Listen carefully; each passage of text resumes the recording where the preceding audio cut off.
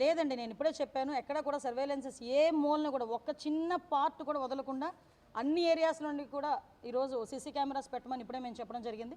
Within 10 డేస్లో మొత్తం monitoring అంత మాకు కమాండ్ కంట్రోల్ రూమ్లో, సూపరింటెండెంట్ రూమ్లో ఎవ్రీథింగ్ ఏ మూలన చూసినా కూడా ప్రెజెంట్ కనిపించేటట్టుగా మేము ఈరోజు సీసీ కెమెరాస్ పెట్టడానికి కూడా సిద్ధపడ్డాం. కొంతమందిని ఇక్కడ నుంచి రాజమండ్రి షిఫ్ట్ చేయడానికి కూడా ఇప్పుడే ప్రపోజల్ కూడా వెళ్ళిందండి. ఇంచుమించు ఇక్కడ నుంచి ఒక 200 మంది లైఫర్స్ ఎవరైతే ఉన్నారో వాళ్ళని రాజమండ్రి షిఫ్ట్ చేస్తాం. సిబ్బంది కొరత ఉంది.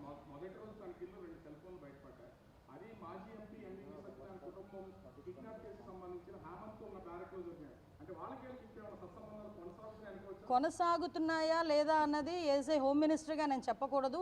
ఒక ఎంక్వైరీ రిపోర్ట్ బయటకు వచ్చిన తర్వాత మాత్రం డిఫరెంట్గా చెప్తాను. ఎందుకంటే ఈరోజు అవి తెలిసిన తర్వాత వాళ్ళందరినీ కూడా తీసుకెళ్ళి వేరే చోటకి షిఫ్ట్ చేసి వాళ్ళందరికీ కూడా పగడ్బందీగా సెక్యూరిటీ వేరేగా ఈరోజు అరేంజ్ చేయడం జరిగింది వాళ్ళందరినీ కూడా. నేనేమంటానంటే ఇప్పుడు ఎవరు మాట్లాడారు, ఎవరితో మాట్లాడారు మొత్తం బయటకు వస్తాయి, ఎందుకు కంగారు?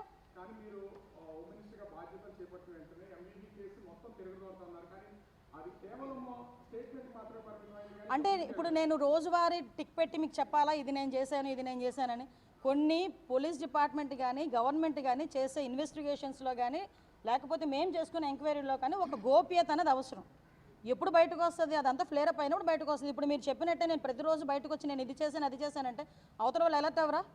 కొన్ని మాకున్న పరిధులు కూడా మాకుంటాయి, దయచేసి ఆ పరిధుల్లో కూడా మమ్మల్ని ఉండేవ్వండి. దానివల్ల అదే కదమ్మా ఇప్పుడు ఎంక్వైరీ చేస్తున్నాం. ఈరోజు సెక్యూరిటీ మేము దాయాలి అనుకుంటే సెల్ ఫోన్ దొరికిందని బయటికి మీకు ఎలా వస్తుంది చెప్పండి? మేము ఈరోజు బయట పెడుతున్నాం. ఇలా కొన్ని ల్యాప్సెస్ ఉన్నాయి, అది ఏ గవర్నమెంట్ ల్యాప్సెస్ అన్నది ఇప్పుడు మనం చెప్పుకున్నా కూడా వేస్ట్, అది అనవసరం, ప్రతి ఒక్కరికి తెలిసిందే. ఎందుకంటే లాస్ట్ 5 ఇయర్స్లో కనీసం ఒకసారి ఎవరైనా వచ్చి ఇందులో వచ్చి చెక్ చేసుకోనో లేకపోతే ఎంక్వైరీ చేసుకోనో అదేమైనా జరిగిందా? నేను ఇది 6 నెలలు రెండోసారి నేను రావడం ఇప్పుడు. సో నేనేమంటానంటే పూర్తి ఎంక్వైరీ జరుగుతుంది, లోపల ఎక్కడ ఎలా వెళ్ళింది మొత్తం అన్నీ బయటకు వస్తాయి. ఎందుకంటే టెక్నాలజీని తప్పించుకుని ఇప్పుడు ఎవడేం చేయలేడు. ఈరోజు సెల్ ఫోన్ అంటే ఈఎంఐ నెంబర్ ఉంటుంది, ఈఎంఐ నెంబర్ బేస్ చేసుకుని ఈరోజు అందులో ఏ సిమ్ కార్డ్ వేసారు, ఏ నెంబర్స్ వచ్చినాయి అన్నది ఆల్రెడీ ట్రేస్ అయింది. ఆ నెంబర్స్ నుంచి ఏ నెంబర్కి వెళ్ళింది అన్నది చెప్పడం ఎంతసేపు 5 నిమిషాల పని మాకు. అవన్నీ కూడా మేము అందరినీ ఏదో ఒక రోజు కంపల్సరీ మీ ముందు నుంచి చెప్పండి సార్. చాలా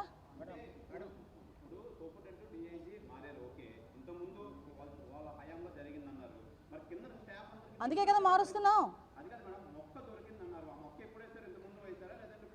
ఏదో చిన్న మొక్క బా మీకు చూపించమన్నా కూడా చూపిస్తాను, పెద్ద విషయం ఏం కాదు, బయట చూపించుకోవడం.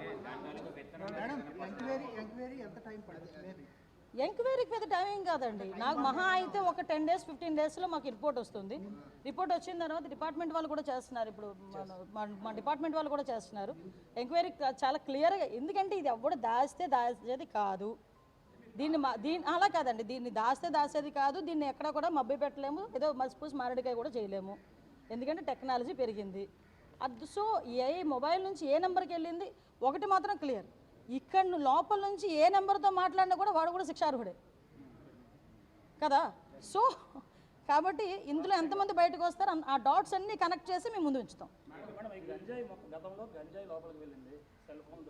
ఏముంది అబ్బా, సీడ్ ఎంత ఉంటుంది జేబులో పెట్టుకుని వెళ్తాడు, ఏమైంది? ఇప్పుడు బయటకు వస్తున్నారు అంటే నేను ఎందుకు అది చెప్తున్నానంటే ఈరోజు మా వాళ్ళు ఎంత క్లియర్గా అబ్జర్వ్ చేస్తున్నారు, ఎంత క్లియర్గా వాళ్ళ వర్క్ వాళ్ళు చేసుకుంటున్నారని చెప్పడానికి ఎగ్జాంపుల్ చెప్తున్నారు. లోపల ఉన్న వాళ్ళందరూ ఎలాంటి వాళ్ళు? ఇంచుమించు ఎంతమంది ఉన్నారండి గంజాయి కేసులో ఉన్న వాళ్ళు?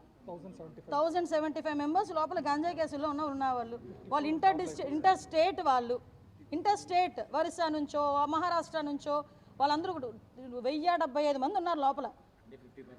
వాళ్ళే ఉన్నారు, నేను లాస్ట్ టైం కూడా చెప్పాను కదా, వాళ్ళే ఉన్నారు 50%. సో ఆటోమేటిక్గా ఇప్పుడు విషయం ఏంటంటే లోపలికి ఎలా వెళ్ళింది అనే కన్నా మేము లోపల గ్రహించామా లేదా అన్నది ఈరోజు మాకు ఇప్పుడు లోపలికి వెళ్ళకుండా చూసుకుంటాం.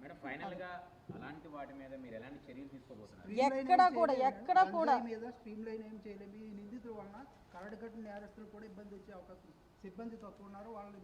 లేదు కంపల్సరీగా సిబ్బందిని కూడా పెంచుతాము. అవసరమైతే సిబ్బంది రెగ్యులర్ సిబ్బందిని పెట్టాలా, అవుట్సోర్సింగ్ సిబ్బందిని పెట్టాలా, వాట్ ఎవర్. అంటే యూనిఫామ్ జాబ్స్లో మనం అవుట్సోర్సింగ్ పెట్టలేం కాబట్టి రెగ్యులర్ సిబ్బందిని మనం పెట్టుకోవాలి. రెగ్యులర్ సిబ్బందిని ఏ రకంగా వీళ్ళ దగ్గర డిప్యూట్ చేయాలి, వీళ్ళకి ఎలాగ ఆన్బోర్డ్ చేయాలి, టెక్నాలజీని బేస్ చేసుకొని, అంటే ప్రతి ఒక్క ఖైదీకి మనం ఒక్కొక్క పోలీసుని మనం పెట్టలేం కాబట్టి టెక్నాలజీని బేస్ చేసుకొని వీళ్ళకి కూడా ఈజీ అయ్యేటట్టుగా సర్వేలెన్సెస్ ఈజీ అయ్యేటట్టుగా మేము చూసుకుంటున్నాం. Okay, thank you. లోకేష్ గారు వస్తున్నారు. ఏం వివాదం చెప్పేస్తాను మాట్లాడేస్తాను. నేనే తీసాను, ఇంక దానికి పెద్ద వివాదం ఏంది? అయ్యా రామచంద్ర నేను తీసి 10 రోజులు అయింది, మీకు నన్ను తెలిసింది. చంద్రబాబు నాయుడు గారికి నాకు ప్రైవేట్ పిఏ, నేను జీతం ఇచ్చుకుంటున్న అబ్బాయి, ఓకే, విషయం తెలిసింది, తీసి పడేసాం. వాస్తవం ఉంది. నాకు ఆరోపణలు వచ్చినాయి, నేను 2-3 సార్లు అలర్ట్ చేశా, మంచి పద్ధతి కాదు అని.